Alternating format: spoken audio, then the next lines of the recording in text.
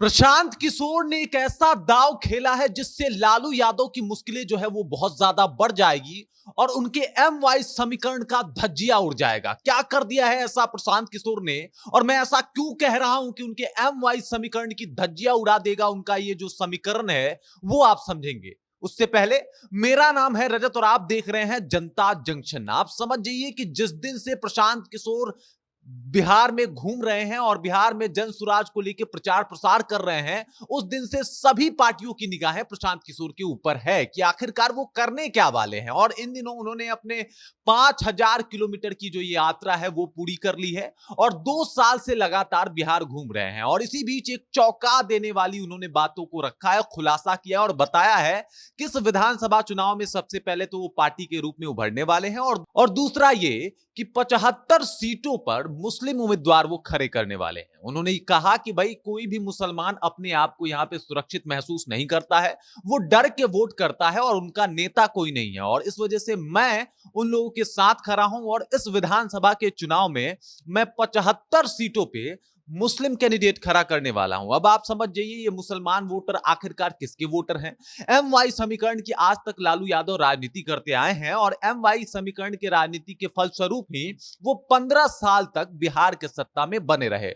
बिहार के सत्ता में वो, उनकी पत्नी जो है, सम्मिलित तौर पे उन्होंने लीड किया बिहार को। लेकिन अब जब मुसलमानों के 75 कैंडिडेट खड़े होंगे तो इससे आप अंदाजा लगा सकते हैं कि प्रशांत किशोर का भौकाल क्या होगा। और प्रशांत किशोर के ऊपर जो मुसलमानों का भरोसा है वो लालू यादव से भी ज्यादा हो सकता है। और अगर ऐसा हो गया तो आप समझ सकते हैं इस बात को कि उसके बाद का जो परिदृश्य होगा वो बहुत अलग होगा। और बिहार विधानसभा चुनाव में पहली बार ऐसा होने जा रहा है जहां पे 75 उम्मीदवार एक मुस्लिम कास्ट से आ रहे हैं, मुस्लिम जाति से आ रहे हैं। तो आप समझ सकते हैं मुसलमानों को यह बड़ा मुद्दा मिल जाएगा प्रशांत किशोर के ऊपर भरोसा करने के लिए। और अगर वो भरोसा कर जाते हैं तो इसका परिणाम साफ तौर पे कहीं ना कहीं आरजेडी को भुगतना पड़ सकता है। यानी आरजेडी का जो एम वाई का समीकरण है, मुसलमान और यादव का समीकरण है, उसको लेके वो थोड़ा सा परेशान हो जाएंगे क्योंकि एम समीकरण जो है वो धीरे धीरे उनकी तरफ से मुंह मोड़ लेगा और वो प्रशांत किशोर की तरफ चला जाएगा। आप समझ लीजिए लोकसभा चुनाव 2024 में भी कुछ ऐसी स्थितियां देखने को मिली थी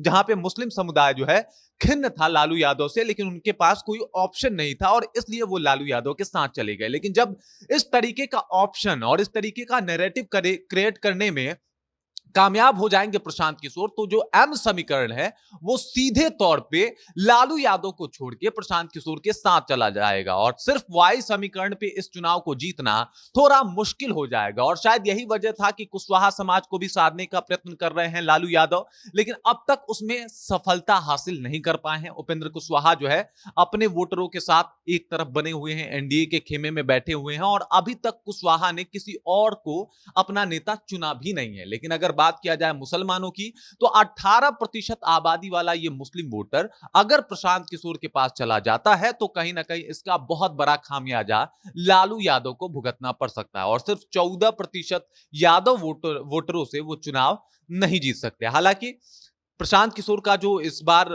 जो नैरेटिव सेट कर रहे हैं वो इस मामले में ये बताने की कोशिश कर रहे हैं कि आपको जाति से ऊपर उठ के चुनाव लड़ना है और जाति से ऊपर उठ के आपको वोट भी करना है। और अगर आपको वोट करना है तो आप विकास पे वोट कीजिए, शिक्षा पे वोट कीजिए, आप बिहार के बेहतरी पे वोट कीजिए, आप बिहार में कंपनियों पे वोट कीजिए कि भाई कंपनी जो लाके देगा हम उसे वोट करेंगे। और इस नैरेटिव को सेट करने में वो लगभग लगभग कामयाब होते हुए भी नजर आ रहे हैं। और अगर ऐसा होता है तो प्रशांत किशोर क्या करने वाले हैं 2025 में ये तो नहीं पता, उनकी सरकार या उनके खाते में कितनी सीटें जाएगी ये भी नहीं पता, लेकिन वो एक बड़ा गेम चेंजर की भूमिका में नजर आएंगे। और ऐसा गेम चेंज करने वाले हैं, मतलब आप समझ जाइए जो केंद्र में भूमिका चंद्रबाबू नायडू की है, हो सकता है बिहार सरकार में वही भूमिका प्रशांत किशोर की भी हो जाए, क्योंकि प्रशांत किशोर जिस रणनीति के साथ इस चुनाव में उतर रहे हैं वो ऐतिहासिक है। और इससे पहले ऐसा कभी नहीं हुआ कि 75 विधानसभा की सीटों पे सिर्फ मुस्लिम कैंडिडेट उतारे जाएं। और ये काम किया है प्रशांत किशोर ने और मुसलमानों को खुश करने का जो काम किया है वो उन्होंने बहुत शानदार तरीके से निभाया है। दलित कार्ड भी वो खेलने वाले हैं। बताया जाता है कि मुसलमान और दलितों को मिला के कुल आबादी जो हो जाती है वो हो जाती है 37%। तो दलित कार्ड भी खेलने वाले हैं प्रशांत किशोर और दलितों के लिए भी कुछ बड़ा ऐलान करने वाले हैं। आप समझ जाइए कि अगर दलित भी उनके पक्ष में जा रहा है, मुस्लिम भी उनको अगर अपना नेता मान ले रहे हैं, तो आने वाला बिहार विधानसभा का चुनाव इतना आसान नहीं हो रहा जितना सभी पार्टियां दावा कर रही हैं, चाहे वो एनडीए हो या फिर इंडिया गठबंधन हो। सभी के लिए मुश्किलें बढ़ने वाली है। लोग ये कह रहे थे कि भाई वो खुद ब्राह्मण समुदाय से आते हैं, तो हो सकता है जो सवर्ण वोटर है वो उनके खेमे में चला जाए या उनको वोट कर दे। लेकिन अगर इस तरीके की रणनीति के साथ वो उतरेंगे तो सिर्फ सवर्ण ही नहीं, आने वाले विधानसभा के चुनाव में हो सकता है मुसलमान और दलित भी उनके साथ जाते हुए दिखाई दे। नुकसान दोनों टीमों को हो रहा है, यानी इंडिया और एनडीए दोनों को होता हुआ दिखाई दे रहा है। लेकिन अभी सबसे ज्यादा नुकसान कहीं ना कहीं आरजेडी को होता हुआ दिखाई दे रहा है, जिसके ऊपर वो चुनाव लड़ते आए हैं, जीतते आए हैं। अगर वो समीकरण टूटा तो फिर जाने क्या होगा आरजेडी का। बाकी इस खबर को लेके, इस जानकारी को लेके, और आपको क्या लगता है, मुस्लिम जो है वो नेता मान लेंगे प्रशांत किशोर को? इस बात को लेके आप क्या सोचते हैं, कृपया कमेंट सेक्शन में जाइए और कमेंट करके अपना विचार हम तक जरूर पहुंचाइए। बाकी आप देख रहे हैं जनता जंक्शन और मेरा नाम रजत है।